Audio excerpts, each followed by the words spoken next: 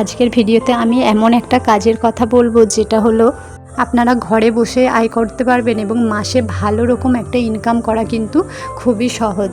প্রতিদিন তো 300 টাকা ইনকাম করতে পারবেনই, এমনকি তার থেকে বেশিও কিন্তু এখান থেকে ইনকাম করা যায়।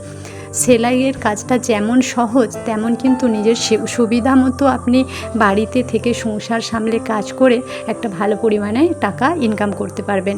হ্যালো এভরিওয়ান, আসসালামু আলাইকুম। কেমন আছেন সবাই? আশা করব যে যেখান থেকে আমার ভিডিওটা দেখছেন প্রত্যেকেই খুব ভালো আছেন আর সুস্থ আছেন। আমরাও কিন্তু বেশ ভালো আছি। দেখো, সেলাই কাজটা এমন একটা কাজ, এটা কিন্তু নারীদের জন্য খুব সুবিধাজনক একটা কাজ। এটা দেখবে একদম অল্প পুঁজিতে কিন্তু এই কাজটা শুরু করা যায়। কম ইনভেস্টমেন্ট বলতে পারেন, মানে একদমই ইনভেস্টমেন্ট নেই বলতে গেলেই চলে। শুধুমাত্র যদি একটা সেলাই মেশিন থাকে, তার সাথে যেটা একটা কাঁচি কিনতে হয়, একটা কাঁচির সম্ভবত 200 থেকে 250 টাকা মতো দাম নেয়। তারপর ফিতে সুচ যেগুলো লাগে আর কি, খুবই কম খরচে। এত কম খরচে এত লাভ, ভালো একটা লাভজনক ব্যবসা আমার তো মনে হয় আর কিছু নেই। তো খুব সুবিধা। সেলাই করতে গেলে কিন্তু সেলাইটা শিখতে হবে। তো সেলাইটা তোমরা শিখবে কোথায় থেকে? এখন দেখবে কম ইনভেস্টমেন্ট এই কারণেই বলছি, অনলাইনে কিন্তু ফ্রি টিউটোরিয়াল প্রচুর আছে, যেখান থেকে কিন্তু তোমরা সুন্দরভাবে স্টেপ বাই স্টেপ সেলাইটা শিখে নিতে পারবে। সেলাইটা শেখার জন্যও কিন্তু তোমাকে কোনো রকম খরচ করতে হবে না। এবার কারো যদি একটু বুঝতে সমস্যা হয়, তাহলে আমার মনে হয় তোমাদের পাশাপাশি কোনো প্রশিক্ষণ থাকলে সেখান থেকেও কিন্তু তোমরা সেলাইটা শিখে নিতে পারো। দেখুন, একটা সাধারণ সালোয়ার কামিজ কাটাটা কিন্তু খুব সহজ ব্যাপার।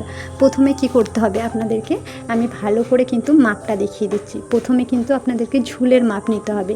ঝুলের মাপ কিভাবে নেবেন, আপনার ঝুলের যা মাপ থাকবে তা থেকে 2 ইঞ্চি এক্সট্রা নেবেন সেলাইয়ের জন্য। কারণ আমাদের নিচেটা কিন্তু মোড়াতে হয়, তার জন্য ওই 1.5 ইঞ্চি মতো লেগে যায়। আর ওপরে যে কাঁধের কাজে আপনি দুটো পাটকে একসাথে মেলাবেন, তার জন্য কিন্তু 1/2 ইঞ্চি মতো লাগে। তো 2 ইঞ্চি মতো রাখলেই আমার মনে হয় হয়ে যাবে। চাইলে 2.5 ইঞ্চিও রাখতে পারো, যদি কেউ চাও যে নিচেটা 2 ইঞ্চি মোড়াবে, তাহলে কিন্তু উপরে আর 1/2 ইঞ্চি এক্সট্রা নিয়ে নেবে। তো এটা হলো প্রথম মাপ গেল তোমার ঝুলের মাপ। এরপরে হলো ছাতির মাপ। ছাতির মাপটা তোমরা কীভাবে নেবে সেটা তোমাদেরকে ডিটেলসে বলি। এখানে দেখো, আমরা কিন্তু ঝুলের মাপটা নিয়ে নিলাম।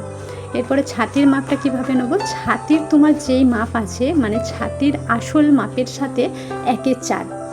ছাতির ধরো তোমার ছাতির মাপ যদি 32 থাকে, তাহলে সেটা 4 দিয়ে ভাগ করলে কত হবে, 4 8 32। 8 ইঞ্চিতে একটা দাগ দেবে, দুটো দাগ বসবে। আর একটা দাগ কোথায় দেবে, 1.5 ইঞ্চি দূরে। 1.5 ইঞ্চি বা 2 ইঞ্চি, যদি তুমি 2 ইঞ্চি এক্সট্রা কাপড় রাখতে চাও। অনেকে ধরো যদি কেউ রোগা আছে, হয়তো মোটা হবে, সেই হিসাবে অনেকে একটু কাপড়টা বেশি রাখে।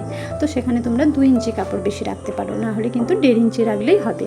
যেমন তোমার যদি 8 ইঞ্চি 32 ইঞ্চি হয়, তাহলে 8 ইঞ্চিতে একটা দাগ দেবে আর 10 ইঞ্চিতে একটা দাগ দেবে। এরপর নিতে হবে পুটের মাপ। দেখো, যে মাপটা আমি নিলাম ওটা হচ্ছে পুটের মাপ। পুটের মাপ কী হবে, তোমার যেই মাপ থাকবে তার অর্ধেক নিতে হবে। তোমার যদি পুট থাকে 14, তার অর্ধেক নেবে 7। যদি পুট থাকে 12, তার অর্ধেক নেবে 6। এভাবে। এরপরে কি বের করবে, মোহরা। মোহরা বার করার হিসেবটা কি আছে, মোহরা বের করার হিসাব হচ্ছে ছাতির মাপের 1/4 - 1। ওই যেটা বললাম, তোমার ছাতি যদি 32 হয়ে থাকে, তাহলে সেখানে 4 8 32, 8 1 ইঞ্চি মাইনাস করবে 7 ইঞ্চি, মানে তোমাকে 7 ইঞ্চিতে কিন্তু একটা দাগ দিতে হবে। ওটা বেরোলো তোমার মোহরার মাপ। এই দেখো, এই পুট থেকে ধরে আমি যেরকম 7 ইঞ্চিতে দেখো সুন্দরভাবে কিন্তু একটা মাপ দিয়ে নিলাম। এটা কিন্তু আমার মোহরার মাপটা বেরিয়ে গেল। মোহরা বলতে বগলের মাপটা। তো এরপরে আমরা যাব শেস্তর মাপ বা কোমরের মাপটা আমরা নেব।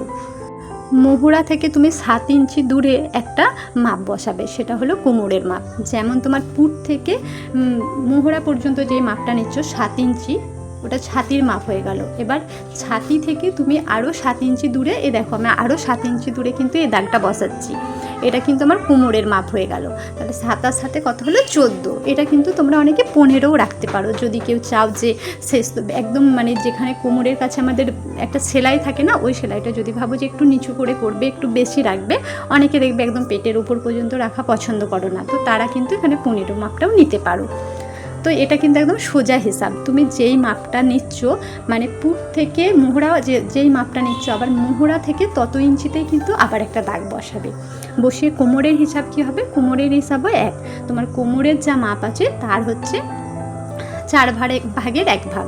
যদি কোমর তোমার 30 হয় তাহলে কত হবে, 4 7 28, আর যে 2 ইঞ্চি আছে তার জন্য হাফ ইঞ্চি এক্সট্রা নেবে, 7.5 ইঞ্চিতে একটা দাগ বসাবে, আর একটা বসাবে 9.5 ইঞ্চিতে, ওখানেও 2 ইঞ্চি কিন্তু এক্সট্রা নেবে। তারপর নেবে পাছার মাপ, আর পাছার মাপ কি হবে, পাছার মাপটা নেবে তোমার ছাতির যা মাপ আছে তা থেকে কিন্তু 1 ইঞ্চি বেশি, মানে ছাতির এক্সট্রা মাপ যেটা নিয়েছো তার থেকে কিন্তু 1 ইঞ্চি বেশিতে একটা দাগ কাটতে হবে। গলার মাপ রাখবে তুমি 2 ইঞ্চি মতো, আর গলার ডিপটা রাখবে তোমার পছন্দ মতো, 5 6 7 যে যেরকম ডিপ পড়বে সে কিন্তু সেরকমটা রাখতে পারো। তো এখানে দেখো আমি কাপড়ের উপরে কিন্তু সুন্দরভাবে মাপটা বুঝিয়ে দিয়েছি। তোমরা যদি বুঝতে না পেরে থাকো তাহলে আমাকে কমেন্ট করবে, দেখবে আমি কিন্তু একটা খাতাতে সুন্দরভাবে ড্রয়িং করে কিন্তু তোমাদেরকে মাপটা বুঝিয়ে দেবো, সেখানে তোমাদের হয়তো বুঝতে আরও অনেকটা সুবিধা হবে। তুমি কাজটা করবে কিভাবে, এটা তুমি সবসময়তেই তোমাদেরকে একটা কথাই বলবো যে প্রথমে কিন্তু তুমি নিজে তোমার সালোয়ার কামিজ বানিয়ে নিজে পরে তুমি যখন বেরোবে তোমার কাপড় দেখে, তোমার পোশাকের ডিজাইন দেখে কিন্তু অনেকেই দেখবে পছন্দ করে তোমাকে জিজ্ঞেস করবে, তখন তুমি তাদেরকে একটা পরামর্শ দাও যে তুমি সালোয়ার তৈরি করো, তো তুমি এটা নিজে হাতে বানিয়েছো, সেখান থেকে আত্মীয় পরিজন বন্ধুবান্ধব তাদের কাছ থেকে কিন্তু তুমি কাজ নিতে পারো, এবং তোমার পাশাপাশি যে সমস্ত দোকানগুলো আছে সেই দোকানের সাথেও যোগাযোগ করতে পারো, তোমার কয়েকটা স্যাম্পল পিস তাদেরকে দিতে পারো। সবসময় আমি যেটা বলি, কাজের কোয়ালিটি কিন্তু তোমাকে সবসময় ভালো রাখতে হবে, তোমার কাজের মান যেন সবসময় ভালো হয় এরকমভাবেই কিন্তু তোমাকে কাজটা করতে হবে, যাতে তোমার কাপড়ের কালার না উঠে, যাতে তোমার কাজটা টিকসই হয়, সেলাইটাও তোমাকে সেরকম দিতে হবে। আর সবসময় একটু ইউনিক কিছু করার চেষ্টা করবে, একটু যেমন ডিজাইন থাকে, যে ডিজাইনগুলো একটু আনকমন, সবাই যেগুলো করে সেগুলো কিন্তু একদমই নয়, এই টাইপের করবে, দেখবে তাহলে তোমার কাজের চাহিদাটা কিন্তু অনেকটা বাড়বে।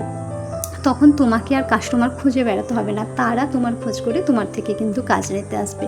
আর এখন তো সোশ্যাল মিডিয়ার যুগ আছে জানো, তোমরা কিন্তু এই সমস্ত কাজগুলো মিশো, ফ্লিপকার্ট বা আরও অনেক কিছু অ্যাপ আছে, সেই সমস্ত অ্যাপে কিন্তু তোমার এই ছবিগুলো পোস্ট করে ওখানে কিন্তু তোমাকে আলাদা করে একটা আইডি ক্রিয়েট করতে হবে। তো আলাদাভাবে একটা আইডি ক্রিয়েট করে সেখানে কিন্তু তুমি ফ্লিপকার্টের মাধ্যমে, মিশোর মাধ্যমে, আরও যেসব অন্যান্য যে অ্যাপগুলো আছে ওই সমস্ত অ্যাপের মাধ্যমে কিন্তু সেল করতে পারবে। এখানে দেখবে তোমার অনেকটা সুবিধা হবে, কি বলো তো, কারণ ফ্লিপকার্টকে সবাই চেনে, তোমাকে তো সবাই চেনে না, তোমার থেকে কিন্তু প্রথম মানুষ কাজ করাতে একটু সংকোচ করবে, তোমার কাজ দেখবে, তাদের পছন্দ হতে হবে, তারপরে কিন্তু তারা করাবে।